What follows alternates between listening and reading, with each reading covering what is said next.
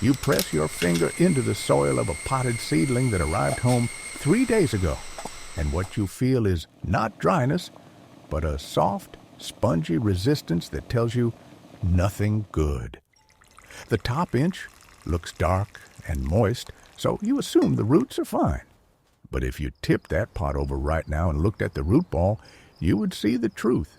The outer layer holds water like a soaked towel, but the center where the tiny roots live has already turned into a dry, crumbling fist of earth. That is the one mistake that kills nearly every seedling. And an old gardener I know discovered the fix by doing the opposite of what everyone else does. If you have ever watched a tomato seedling curl up and wilt within 48 hours of bringing it home, even though you watered it every morning, you know the frustration of feeling like the garden just hates you. You blame the soil, the weather, the nursery, but the problem was already set in motion seconds before you ever touched that plant. The old gardener calls this the invisible execution. He says the moment of death happens not in your garden, but in your hand. The instant you grab a seedling by the stem and lift. That simple act pulls the root ball apart from the inside, creating microscopic air gaps that no amount of surface watering can ever reach. You have been handling seedlings exactly the way the nurseries taught you. Everyone does. You pinch the stem between your thumb and forefinger, you tug gently, and you carry the plant by its skinny green stalk to the hole you just dug. That single motion is what kills it. The old gardener has a different method. He does not touch the stem at all. He cups the entire root ball in his palm like it is a bird that just fell from a nest, and he moves the plant by supporting the soil, not the stalk. He learned this the hard way, by losing more than half his transplants every season for years, until he noticed something. He noticed that the seedlings he accidentally dropped and had to scoop up by the root ball survived, while the ones he carefully lifted by the stem died. That observation turned into a rule he has never broken since. The invisible execution happens in your hand, not in your soil. And now you know exactly where the death sentence begins. If you want to uncover more of these secrets that the old gardener spent decades figuring out by losing half his transplants, subscribe so you don't miss the next buried truth. Before you move on, drop the word root ball in the comments. I want to know how many of you have been lifting by the stem your whole life without realizing it. But here is the trap. God, what is that? Even if you handle the root ball correctly, you can still kill the seedling in the next 30 seconds if you bury it too deep. The old gardener says most people dig a hole, drop the plant in, and then pile soil up around the stem to make it stand straight. That burying of the stem collar is the second hidden cause of death. When soil covers the base of the stem where it meets the root, the bark cannot breathe. It softens. It rots. The plant slowly strangles underground while you keep watering the leaves above, wondering why they keep yellowing. The old gardener taught me to look for the exact line where the stem changes color. That transition zone between the pale root section and the green stem must stay exposed above the soil line. Bury it even a finger width deeper, and you have already sealed the seedling's fate. You still with me? Good, because this next part is the real secret. The old gardener does not just avoid these two mistakes. He actually prepares the seedling hours before transplanting, so the root ball becomes unbreakable. He waters the seedling container thoroughly the night before, not the morning of. He says the soil needs time to absorb water all the way to the center, not just wet the surface. Then he waits until late afternoon, when the sun has softened and the wind has died down, so the plant faces less stress the moment it leaves the pot. When he finally tips the container, he squeezes the sides gently to loosen the soil from the plastic, and he lets the root ball slide out into his open palm. He never pulls. He never yanks. The plant falls out on its own weight. If the root ball does not slide out easily, he does not force it. He cuts the container open with scissors. That extra 30 seconds saves weeks of nursing a damaged transplant back to health. Now watch what happens when you combine this gentle handling with the right planting depth. You dig a hole wide enough to accommodate the root ball without squeezing it. You set the plant in so that the root collar sits exactly at ground level, not below it. Then you backfill with loose soil, pressing gently around the sides. No tamping, no stomping, just enough pressure to eliminate air pockets without compacting the tender roots into a hard mass. The old gardener says the soil around a new transplant should feel like a firm handshake, not a vice grip. This is where most people make the third mistake. They water immediately after covering the roots, and they water hard, blasting the soil with a hose until it pools on the surface. That rushing water washes the loose soil away from the roots and exposes them to air again. That rushing water washes the loose soil away from the roots and exposes them to air again. You have just seen the difference between a transplant that survives and one that sulks for weeks, and you know these details matter because you have already lost seedlings the hard way. If you want to keep uncovering the old gardener's exact steps before the next planting season hits, subscribe now so no buried secret slips past you. And I want to hear your worst transplant mistake in the comments. Type the single word that describes what you did wrong, whether it was tamped, drowned, or buried, so the rest of us know we are not alone in this. The soil holds the truth, and you are already learning how to read it. The old gardener waters with a gentle spray, not a jet. He lets the water soak in slowly, watching the soil darken from below. He does not stop when the surface looks wet.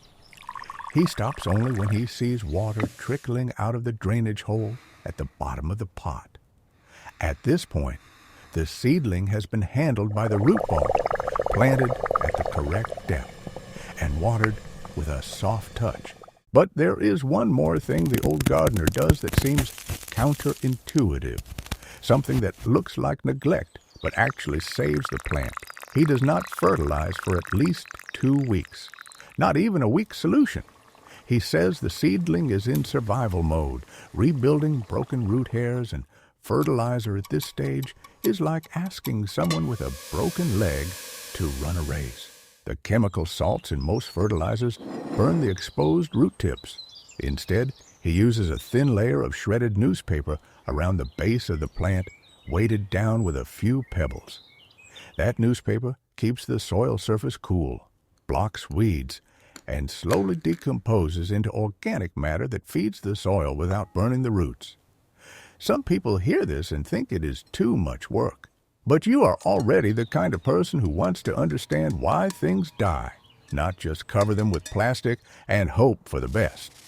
You already know that wrapping a seedling in shade cloth and flooding it with chemical food is just hiding the real problem.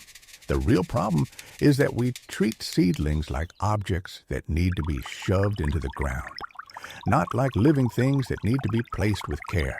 The old gardener treats every transplant as if he were handing a sleeping child from one bed to another, That's it? making sure nothing jolts or wakes. I tried his method on a batch of pepper seedlings that had already started wilting in their trays.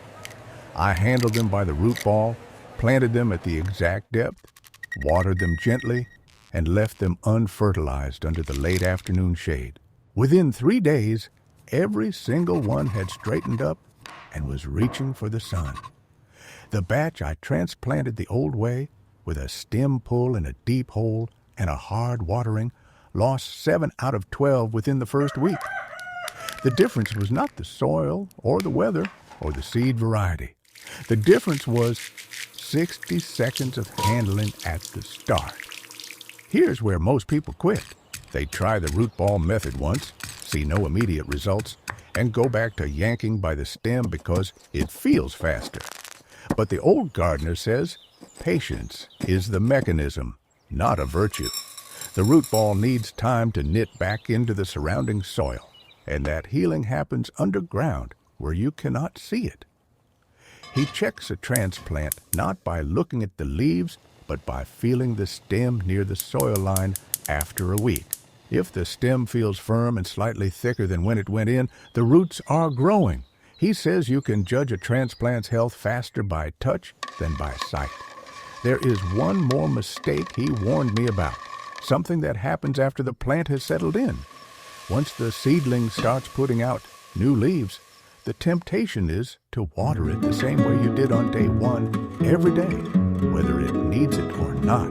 But the root system that survived the transplant is now spreading, and daily shallow watering trains the roots to stay near the surface. The old gardener switches to deep, infrequent watering once the new leaves appear. He waits until the soil is dry, 2 finger knuckles deep. Then he soaks it thoroughly. That cycle forces the roots to reach downward, building a stronger plant that does not panic every time the sun gets bright. That 2 finger knuckle test is the kind of hidden detail that separates gardeners who struggle from gardeners who harvest reliably. If you want more of these forensic level fixes, subscribe, because every week we dig into what the old growers knew and the manuals left out. Now drop a comment. Tell me one transplant mistake you made before today and what you will do different next time.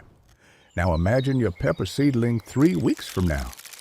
The stem is thick and sturdy at the base, the leaves are broad and dark green, and the first tiny flower buds are just starting to form at the joints.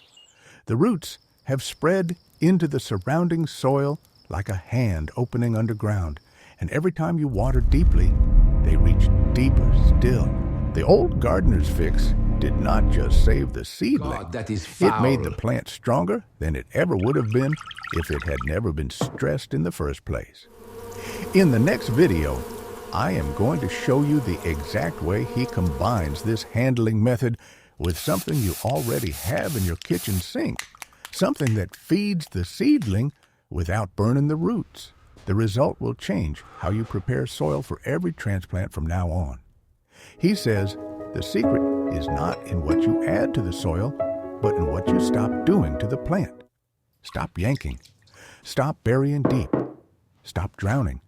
Stop feeding before the roots can handle it. The old gardener's hands have been doing this for so long that they move without thinking, cupping root balls and reading stem colors the way other people read a clock. But he was not born knowing this. He learned it by watching his failures pile up and refusing to look away. 10 minutes, then it's done. Every seedling you lose is a message written in the language of wilted leaves and dried root tips. The message is never that you do not have the right fertilizer or the perfect spot. It is always that you handled the plant wrong in the first 30 seconds. That is the one mistake. And the fix is not a product you can buy.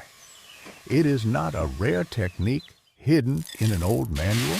It is the simple decision to treat the root ball like the fragile living network it is, to plant at the exact depth, and to water with patience instead of force. The old gardener does not have a secret formula. He has a habit of paying attention to the moment his hands touch the plant, because that moment decides everything that follows. The rest is just waiting for the roots to do what they already know how to do.